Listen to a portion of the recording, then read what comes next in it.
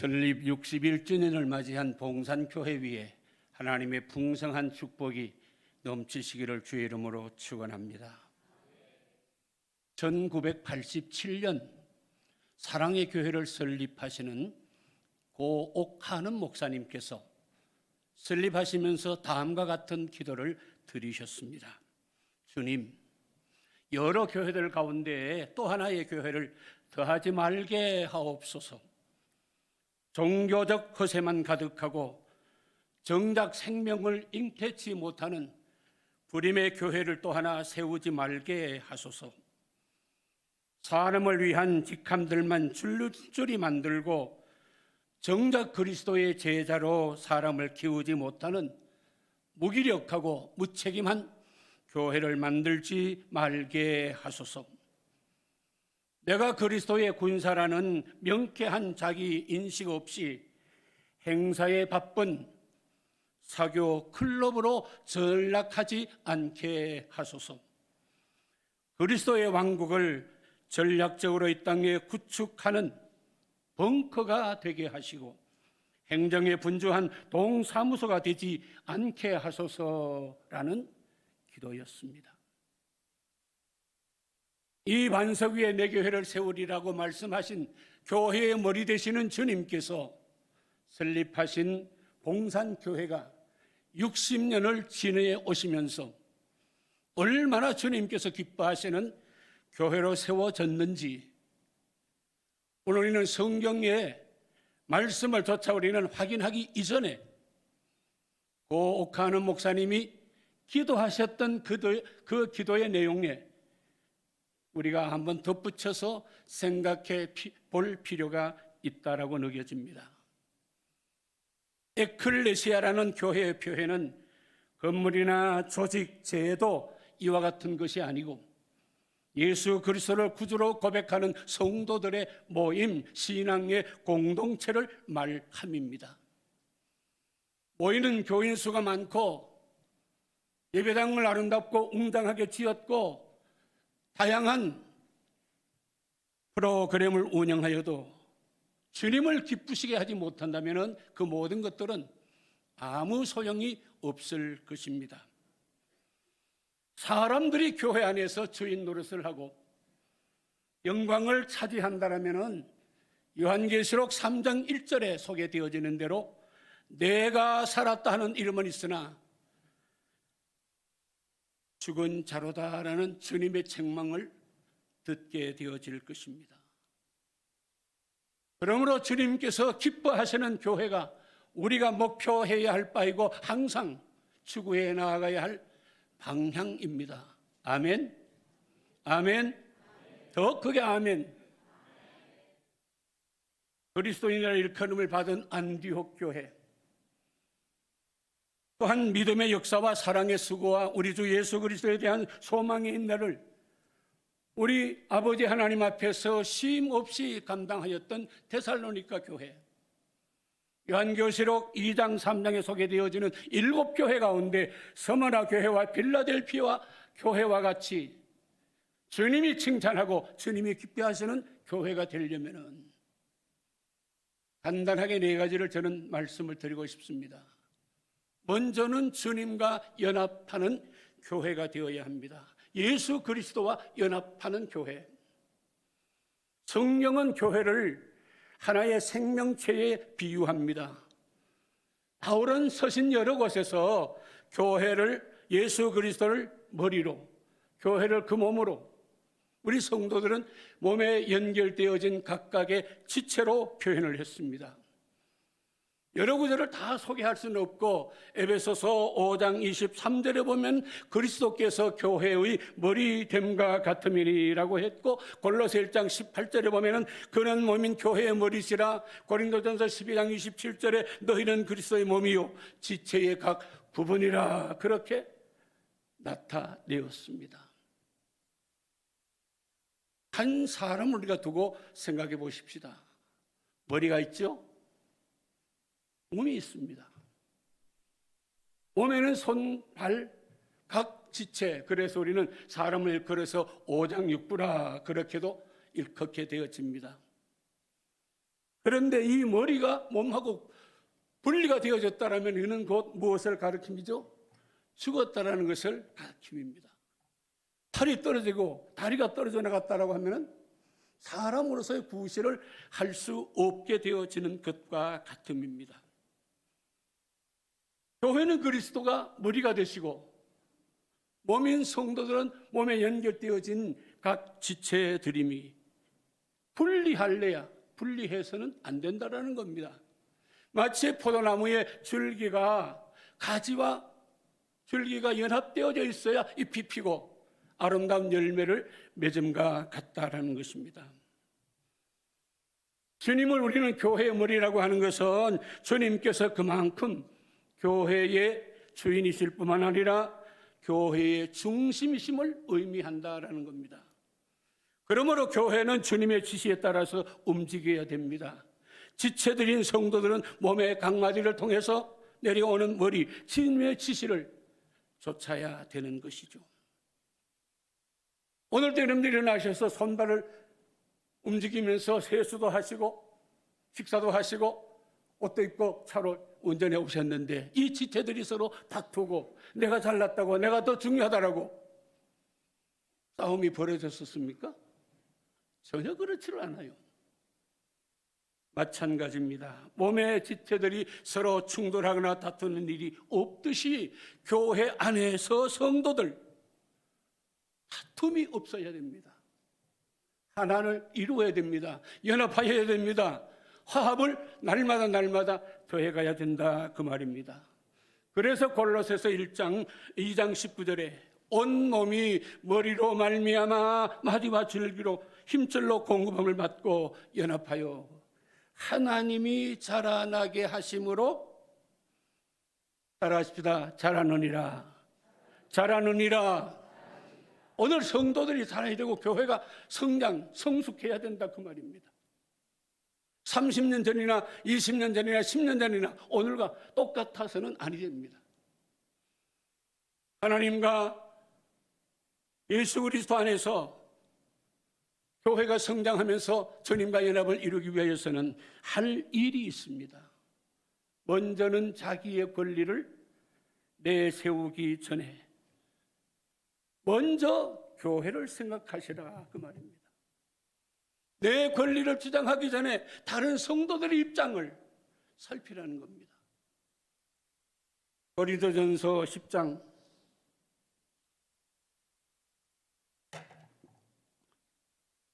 23절과 24절에 보면은 모든 것이 가나 모든 것이 유익한 것은 아니요 모든 것이 가나 모든 것이 덕을 세우는 것은 아니니 누구든지 자기의 유익을 구하지 말고 남의 유익을 구하라라고 바울은 일러줍니다.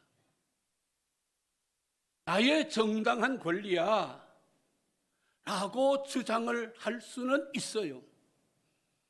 그러나 내가 주장하는 그 권리가 교회에 유익하지 못하다면 뭐 할 줄 알아야 돼요? 내려놓을 줄 알아야 됩니다. 뿐만 아니라 내가 정당한 권리를 주장하는데 라고 하더라도 그 정당한 권리를 주장함이 교회에 플러스가 되지 못한다면 교회에 덕을 세우는 것이 아니라면 어떤 경우에도 그것을 포기할 줄 알아야 되는 겁니다. 교회 전체의 덕을 세우고 교회 전체의 유익을 가져오는 것으로 우리는 먼저 우선 무엇보다도 중요한 것으로 여길 줄 알아야 된다는 겁니다. 우리 빌립보서 2장을 보시면서 예수 그리스도께서 정당한 권리를 얼마나 철저하게 포기하셨고 내려놓으셨는가를 여러 구절을 읽을 필요 없습니다. 빌립보서 2장 5절, 6절, 7절, 8절만 읽어서도 우리는 충분히 이해가 되어지는 겁니다. 그런가 하면 또 하나 우리가 해야 될 것이 있습니다. 우리 교회가 주님과 연합을 이루려면 겸손하셔야 됩니다. 너는 겸손하고 나는 겸손하지 않아도 되는 게 아니에요. 여러분들도 겸손하셔야 되고 저도 겸손해야 되고 찬양자도 겸손해야 되고 우리 온 성도들이 다 겸손하게 되어질 때에 주님과의 연합이 이루어지는 겁니다. 마태복음 23장 12절에 예수님 말씀하셨죠. 누구든지 자기를 높이는 자는 낮아지고 자기를 낮추는 자는 높아지리라 라고. 그러므로 우리는 먼저 겸손하게 내 자신을 낮추면서 내 자신의 유익보다가는 다른 사람의 유익, 아니 우리 교회 전체의 유익을 먼저 생각하고 그렇게 우리는 생각하고 말하고 그렇게 우리는 행동하며 살아감으로써 우리 봉산교회가 70년, 100년, 150년, 200년의 시간을 맞게 되어질 때에 우리 주님이 더욱 기뻐하시는 교회, 우리 하나님이 더욱 칭찬한 교회로 우뚝 세워가십시다. 그 역할을 누가 할 거냐? 다가오는 세대의 사람들이 할 게 아닙니다. 우리가 그 기틀을 마련해야 되고 우리가 그 굳건한 반석을 세워놓아야 할 수 있다 그 말입니다. 두 번째입니다. 복음 전하는 교회가 되어야 합니다. 이 세상 속에 세워진 교회가 복음을 전하는 것을 빼내고 다른 것만 생각한다면 교회가 존재해야 할 이유가 없습니다. 마가복음 16장 15절에 예수님께서 너희는 온 천하에 다니며 만민에게 복음을 전파하라라고 승천 직전에 지상 명령을 말씀하셨습니다. 30주년 기념비 여러분 다 잘 아시죠? 사회복지법인 일회마을이 바로 30주년 기념비입니다. 작년까지 벌써 30년의 시간이 지났고 31년째 접어들게 되어졌었는데 설립 목적이 간단합니다. 두 가지죠. 하나는 뭐예요? 한 영혼 구원입니다. 또 한 가지는 예수 사랑 실천입니다. 한 영혼을 구원하고 예수 사랑을 실천하는 이 두 가지를 합하면 한마디로 뭐예요? 전도하는 일입니다. 예수를 알지 못하셨고 예수를 믿지 않으셨던 어르신들이 오셔서 예수 믿게 되시고 알지 못하는 그는 어린아이들이 와서 예수님을 알고 예수 믿지 않으면 지옥 가고 예수 믿으면 천당 간다라는 이 예수의 복음을 우리가 확실하게 증거함으로써 그들이 구원받게 하는 일 이외에 다른 어떠한 것도 30주년 기념비를 세운 이유는 없습니다. 앞으로도 이 목적이 그대로 성취되어져 가기를 특별히 이사감사 되신 분들과 함께 책임을 맡은 원장님과 모든 직원들 협력하면서 기도하는 우리 봉산교회 온 성도들은 이 일을 이루어갈 수 있기를 주의 이름으로 부탁합니다. 우리 죄인들을 구원하시기 위하여서 독생자까지 아끼지 아니하시고 우리를 위해 내어주신 하나님. 디모데전서 2장 4절에 보면 하나님은 모든 사람이 구원받으며 진리를 아는 데 이르기를 원하시느니라. 구원받으며 뿐만 아니라 진리를 아는데, 진리는 건 누구를 가리킵니까? 무엇이죠? 예수님께서 내가 곧 길이요 진리요 생명이니라고 말씀하셨으니 예수 아는데 이르기를 원하신다라는 겁니다. 이게 하나님의 간절한 정말로 마음에 애절하게 원하시는 소원이십니다. 그 소원을 이루어 드리는 것이 뭐다? 전도예요. 전도를 어렵게 생각하니까 나는 전도 못해라고 생각할지 모르지만 그렇지 않습니다. 우리 아버지 하나님이 그렇게 모든 사람이 예수를 믿고 진리를 아는 데 이르기를 원하시는 그 마음을 내가 헤아려서 예수 전하고 하나님의 구원의 그 도리를 가르치는 것이 전도입니다. 우리 봉산교회 온 성도님들 한 분이 한 분씩만 옆에다가 모셔다가 함께 앉으시면 예배당이 꽉 차게 되어집니다. 아멘을 아무도 안 하네 세상에. 아멘 좀 하소. 누가 하더라고요? 네. 그렇게 하시는 분이 계셔요. 다녀가셨죠? 교회가 전도한다? 다른 게 아니에요. 교회에 지체된 우리 한 사람 한 사람이 내 부모님이든 친인척분들이든 친구든 아니면 함께 사시는 동네 어르신들이든 아니면 함께 직장 생활하는 동료 직원들이든 그분들에게 예수 전하는 것이 우리의 입으로 예수님은 하나님의 아들이며 믿는다는 구원을 얻어 영생을 누립니다라고 전하는 것이 전도예요. 입으로 전해야 합니다. 그러면은 반론이 제기되어질 수밖에 없어요. 목사님, 요즘 세상이 어떤 때인데 사람들이 입으로 전도하는 거 그거 안 하고 모범되게 살면은 경건된 모습을 보이면은 다른 사람들이 삶을 보고 예수 믿을 것 아니겠습니까? 그렇게 말씀하시는 분들이 한두 분 계셔요. 많은 분들이 계시지 않고. 그런데 여러분 가만히 생각해 보십시오. 여러분들이 머리끝에서 발끝까지 깨끗하게 목욕을 하셨는데 하루를 지나고 이틀을 지나니까 손이 더러워지고 발이 더러워지죠? 소물이 없고 실수가 없는 분들이 어디 있어요? 물론 어디에 가든지 누구 앞에서도 우리는 경건한 성도의 삶을 보여주고 드러내야 됩니다. 그러나 거기에서 한 걸음 더 나아가서 왜 성경에서 우리 사람들이 입으로 예수를 전하라고 그렇게 일러주고 있느냐를 확인을 하셔야 돼요. 예루살렘 교회에서부터 오늘에 이르기까지 교회는 예수 믿는 사람들이 따라합시다. 입으로 전해서 전도했다. 예루살렘 교회에서부터 오늘에 이르기까지 베드로의 경우를 보십시오. 말씀을 선포할 때에 기독교는 말씀의 종교입니다. 언약의 종교에서 구약과 신약을 우리가 언급하게 되어지는 거고 그 언약을 성취하신 분이 예수 그리스도이지 않습니까? 그러므로 말씀으로 역사하는 종교가 바로 기독교인데 말씀이 육신이 되어 우리 가운데 거하시는 예수 그리스도를 우리가 우리의 입을 통하여서 비록 어눌하고 입술이 뻣뻣하고 말함이 다른 사람들처럼 변론가가 못돼도 내가 전하는 그 입술에 전하는 말씀을 통하여서 심령에 말씀이 꽂히게 되어지고 변화를 일으키게 되어지고 오늘 아침 박선희 목사님 설교하시는 대목을 제가 유튜브를 통해서 보면서 야, 참 재밌는 이야기다. 요즘은 초등학교를 옛날에는 국민학교를 했잖아요.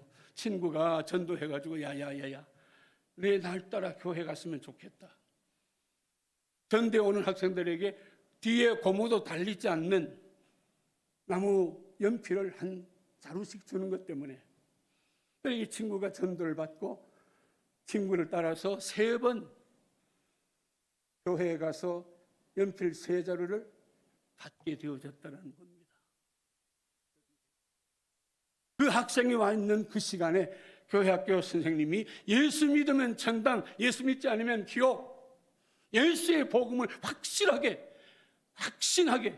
전하게 되어지니까 그 말씀이 어린 아이의 가슴에 꽂혀가지고 마지막에 임종이 가까워졌을 때 목사님을 정해가지고 세례 받고 신앙 고백을 확실하게 하고 마지막 하나님 품에 안기는 그런 기회를 목사님이 체험했다라는 사실을 말씀하시는 것을 들으면서 그렇다. 듣든지 듣지 않든지 그 마음에 어떤 열매가 열리든지 열리지 않든지 그것은 하나님이 하실 일이고 오늘 우리는 다만 우리의 입으로 예수 복음을 바르게 전하는 것이 우리 모두가 해야 될 일이다라는 것을 확실하게 다시 증거합니다. 로마서 10장 13절부터 15절을 보십시오. 누구든지 주의 이름을 부르는 자는 구원을 얻으리라. 그런즉 그들이 믿지 않으니 하는 일을 어찌 부르리요? 듣지도 못한 일을 어찌 믿으리요? 전파하는 자가 없는데 어떻게 복음을 듣고 믿을 수가 있겠느냐라는 사실입니다. 하나님이 고린도전서 1장 21절을 통하여서 왜 말로 우리가 전도를 해야 되는가를 분명하게 가르쳐 주십니다. 하나님의 지혜에 있어서는 이 세상이 자기의 지혜로 하나님을 알지 못함으로 세상 사람들이 아무리 지혜가 있고 어떻고 하더라도 하나님의 지혜를 다 알 수가 없는 것 아닙니까? 그래서 하나님께서는 전도에 미련한 것으로 믿는 자들을 구원하시기를 기뻐하셨도다라고 바울은 증거합니다. 모든 사람이 구원을 얻고 진리를 아는데 이르기를 원하는 것이 내 아버지 하나님의 간절한 정말로 그 마음에 애절하게 느끼는 소원이라면은 내 어둔한 말일지라도 예수 믿고 구원 얻고 예수 믿지 아니하면 영원한 지옥 형벌을 당하게 됩니다. 이 예수의 복음을 확실하게 우리는 증거하십시다. 그래서 옆에 한 분씩만 모셔놓아도 봉산교회는 자리가 가득 차서 예배 10분 전에 교회 와도 예배당에 와도 들어갈 자리가 없어가지고 뒤에 서셔야 되는 그런 일들이 그런 기적이 일어날 줄로 믿습니다. 그 기적을 일으키길 누가 일으켜야 돼요? 잘 아십시다. 내가 아니고 목사님이시다. 왜 아무도 따라 안 하셔요? 목사님도 온 성도들도 함께 하셔야 될 일들입니다. 세 번째 영육 성숙을 이루기 위해서는 키우는 재미가 있어야 된다고 말입니다. 성장하는 아름다움이 있어야 된다고 말입니다. 소아시아에 있는 요한계시록 2장 3장에 나오는 7교회 보십시오. 주님의 평가가 각각 달랐어요. 칭찬이 있고 책망이 없는 교회가 있었는가 하면은 책망만 있고 칭찬이 없는 교회가 있기도 했었어요. 칭찬과 책망이 함께 있는 교회들도 있었어요. 주님의 평가가 교회들마다 달랐었습니다. 오늘도 한 지역에 같이 설립된 교회라고 하더라도 A 교회는 성장하고 성숙한 교회 모습을 보이기도 할 거고 B라는 교회는 그렇지 않는 모습을 나타낼 수 있기도 할 것입니다. 이처럼 성숙도가 다르다라는 이야기입니다. 그런데 여러분, 나무를 심었다고 해가지고 그 다음날 아름돌이 나무가 됩니까? 어린아이를 출생시켰는데 그 아이가 3개월 뒤에 장성한 청년이 돼가지고 뚜벅뚜벅 제 일을 할 수 있습니까? 아니에요. 키워야 되고 양육시켜야 되고 가꾸어야 되고 자라게 해야 하는 일들이 필요하다는 겁니다. 마찬가지입니다. 교회도 만약에 아기가 태어나서 3살짜리가 아장아장 걸으면서 말을 아빠 엄마 하면서 자라는 모습이 예쁘다고 너 3살짜리만 되고 더 크지 말아라 할 부모가 있으면 손 들어봐요. 그거는 부모에게 근심이지 기쁨일 수가 없습니다. 제대로 자라야 제 나이에 맞는 역할을 하게 되어지는 것과 마찬가지로 교회도 온 성도들의 신앙이 성장해야 교회가 성장하는 거지. 온 성도들의 신앙은 침체되어졌는데 교회가 성장할 아무런 이유가 없는 거예요. 성장할 수가 없는 거예요. 그래서 간단하게 몇 가지를 이야기합니다. 첫째는 예배의 공동체로서의 성숙입니다. 예배 바르게 드려라 그 말입니다. 어렵게 할 것 없습니다. 예배 제대로 드려야 된다라는 이야기입니다. 그런가 하면 두 번째로는 신앙 생활의 훈련을 받으셔야 됩니다. 운동선수들의 경우를 보십시오. 아시안컵 개회되어졌죠. 한국 선수들의 경기가 이제 어느 날짜인지 여러분들이 관심을 두게 될 건데 그 경기를 앞두고 우리 국가대표 선수들이 얼마나 훈련과 연습을 반복하고 거듭하고 힘써 노력해 왔었느냐는 겁니다. 마찬가지입니다. 그래서 디모데전서 4장 7절 8절에 망령되고 허탄한 신화를 버리고 경건에 이르도록 내 자신을 연단하라 그랬습니다. 연단. 그러면서 육체의 연단은 약간 유익이 있지만 경건은 범사에 유익하니 금생과 내생에 유익하다라고 약속이 있다라고 일러줍니다. 우리는 부단히 훈련과 연습과 함께 연단받는, 환난이 오고 핍박이 오고 무서운 시련이 우리에게 다가와질지라도 끝까지 믿음을 지켜갈 수 있도록 준비를 해야 된다, 그 말입니다. 그런가 하면 더 나아가서 말씀을 자주 들어야 됩니다. 물론 주일에 와서 예배드리면서 말씀 듣는 것은 기본이에요. 내 스스로 말씀을 펼치고 읽고 묵상하면서 그 말씀을 내가 실천하면서 사는, 마치 독수리가 힘차게 비상하는 것과 같음이 오늘 우리의 말씀 훈련을 통하여서 이루어져야 됩니다. 사무엘상 15장 23절을 제가 읽습니다. 사무엘이 사울을 향하여서 선언하게 되어지는 말씀인데요. 사울 왕이 여호와의 말씀을 버렸으므로 여호와께서도 왕을 버리어 왕이 되지 못하게 하셨나이다. 무슨 얘기입니까? 하나님이 다른 사람보다 어깨 위가 더 크고 우람하고 좋은 인물의 사람 사울을 왕으로 세우셨지만 하나님은 사무엘을 통하여서 그 사울 왕에게 뭐라고 말합니까? 사울 왕이여, 당신이 하나님의 말씀을 버렸기 때문에 하나님께서도 당신을 왕으로 삼으신 것을 후회하고 버리십니다. 예배당 오실 때 성경 찬송 옆에 끼고 오셨죠? 가방에 성경 찬송 들고 오셨잖아요. 들고 오셨잖아요. 액세서리가 아닙니다. 예배당 올 때마다 폼으로 들고 와야 될 게 아닙니다. 말씀을 읽고 내가 말씀 앞에 점점 더 깊이 몰입되어 가는 신앙이어야 하나님이 마지막 때에 환난과 핍박과 무서운 박해가 일어나서 우리를 위협할지라도 그 가운데서 건져주시고 그 가운데서 지켜주시고 그 가운데서 우리를 보호하여 주시는 거예요. 그러나 내가 말씀을 떠나게 될 때면, 내가 말씀을 버리게 되어질 때면 하나님도 버리실 수밖에 없어요. 그런가 하면 네 번째로는 하나님의 말씀을 자주 듣는 일과 함께 기도를 통하여서 하나님과 교통하는 법을 우리가 이루어가야 됩니다. 제가 높이 때 많은 얘기하지 않겠습니다. 한 구절만 언급합니다. 신명기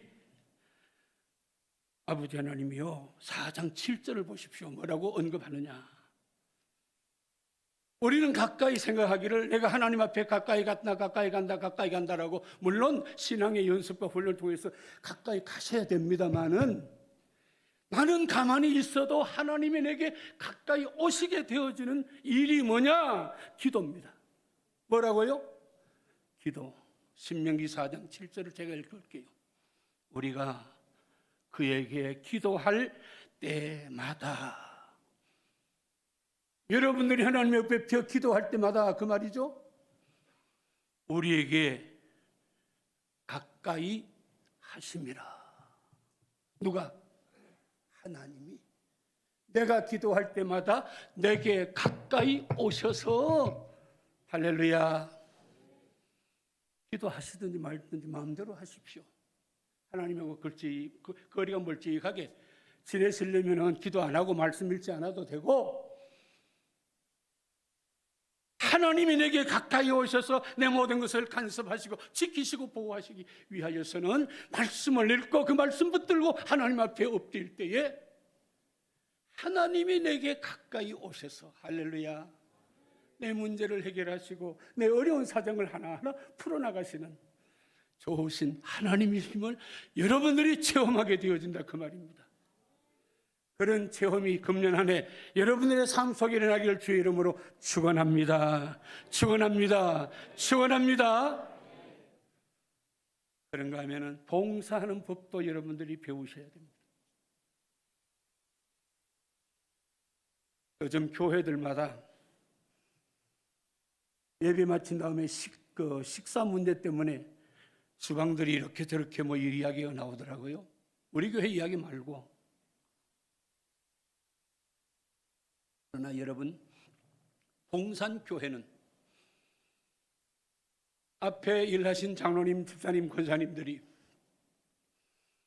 목회자가 이렇게 합니다라고 하면은 아무 말이 없으셨어요. 이 구석에서도 잔소리가 나오고 저 구석에서도 이상한 소리가 나오고 한다라면은 안 되는 거예요. 아멘을 아무도 안 하네. 아멘 좀 하소. 그게 예수 그리스도와 내가 연합되어져 있는 자이기 때문입니다. 주님이 명령하셨는데 내가 어떻게 그 주님 앞에 내가 뭐 잘났다고 나는 못해요 안 돼요 우리 여전대는 우리 남선교에서는 갈 수가 있느냐는 겁니다. 마지막입니다. 사회적 책임을 바로 감당하셔야 돼요. 교회가 세상 속에 존재하는 터이죠. 화면에 비춰지기 때문에 제가 읽지는 않습니다. 마태복음 5장 13절부터 16절까지를 우리가 읽으면서 빛과 소금의 사명을 오늘 교회가 바로 감당하셔야 됩니다. 오늘 교회가 세상 사람들부터 비호감도가 높아지고 있어요. 비난의 표적이 되어지고 있어요. 왜 이런 선교 150년도 맞지 아니한 한국 교회가 이런 현상이 나타나고 있는가? 우리 교인들은, 목회자들은, 지도자들은 철저하게 상황 파악과 함께 분석을 해야 됩니다. 아니 뭐 의뢰이 나타나는 사회 현상인데 뭐라고 일축하고 말아야 할 일은 아니다라는 겁니다. 원인들이 제거되어져야 됩니다. 비호감도가 높아지고 비난의 소리가 점점 더해지는 원인이 뭔가를 우리는 파악하고 그 원인을 제거해야 될 뿐만 아니라 세상에서 소금과 빛의 역할을 제대로 감당해야 됩니다.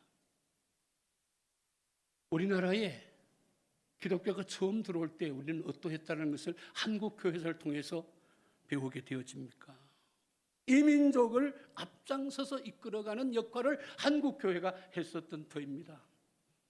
요즘처럼 뭐 100만 명, 200만 명이었기 때문에 20만, 30만 되는 그런 교세를 가지고도 한국 교회는 이민족을 이끌어가는 일을 했었던 터입니다. 학교, 병원 짓는 것이 교회에서 아니면은 예수 믿는 분들이 그와 같은 일들을 했었던 터이죠. 그러니까 일제 강점기 때 국권을 빼앗기고 낙심하고 있는 우리 민족을 일깨워 용기를 가지고 일어나게 했었던 것이 바로 한국교회였지 않느냐라는 것입니다. 지금 와서는 그와 같은 것들이 그와 같은 일을 하는 한국교회 모습이 보이지를 않지 않습니다. 특별히 금년은 한국교회가 하나님 앞에 더 정신 차리고 기도해야 될 때입니다. 아멘. 아이고 목사님 뭐 4월 10일 선거 때문에만 아니에요. 네. 외국의 전문가들이 한반도에 진단을 내린 진단이 바로 올해 한반도에 전쟁이 일어난다라고 제가 스크랩 하나를 해봤습니다. 나중에 마치고 목사님 그런 뭐 내용이 있어요라고 물으시면 제가 답변을 해드리려고 스크랩 해봤습니다. 이미 김정은은 전쟁을 하겠다라고 결심을 한 상태입니다. 결심했으면 그 다음에 뭘로 나아가게 되지요? 포기로 물러서는 걸로? 아니다라는 걸로? 아니에요.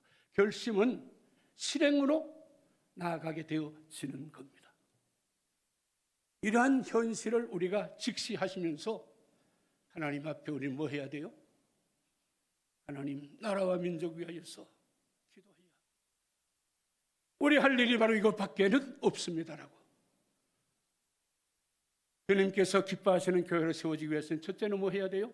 주님과 연합한 교회, 주님이 주인이 되시는 교회, 주님이 명령하시면 그 명령을 안에는 우리는 조차 감당하는 교회가 되어야 되고, 둘째는 복음을 전하는 교회입니다. 전하지 아니하면 듣지 못하고, 듣지 못하면 믿지 아니하는데, 전하는 자가 없으면 어떻게 듣게 되어져요? 우리 입술로 담대히 복음을 전하는 성도들이 되시고, 신앙의 성숙을 이루어야 돼요. 예배, 말씀, 기도, 섬김. 마지막으로 오늘 사회를 향한 교회의 역할이 바로 감당되어짐으로, 2024년의 한국 교회 중에 한 교회인 봉산교회를 보실 때 우리 주님이 기뻐하실 뿐만 아니라 우리 하나님이 크게 칭찬하시는 교회가 되십시다. 하나님 거룩하신 이름 찬양합니다. 61년 동안 하나님의 은혜 가운데 지켜주신 것을 감사합니다. 오늘 이 시점에서 우리 주님께서 보실 때에 기뻐하시는 교회로 세워질 수 있기 위해 주와 연합하는 교회, 복음 전하는 교회, 성숙해 가기를, 영적 성장을 이루어 가기를 힘쓸 뿐만 아니라 대사회를 향한 교회의 역할을 제대로 감당하는